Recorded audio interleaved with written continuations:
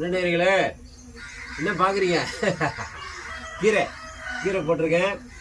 கீரை பாருங்கள், காலையில் தான் கீரை பொரியல். அதாவது நம்ம வீட்டில் பார்த்தீங்கன்னா அரைக்கீரை சூப்பராக வளர்ந்துருக்கு. கீரை உடம்புக்கு அவ்வளோ நல்லது.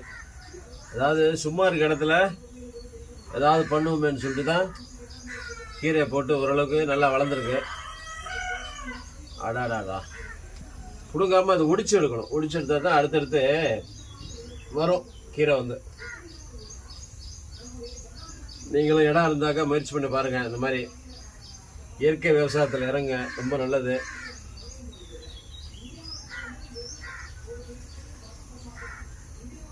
ஏன்னா டெய்லி கொஞ்சம் கீரை சாப்பிட்டா கண்ணுக்கு நல்லதுங்கிறாங்க டாக்டர்.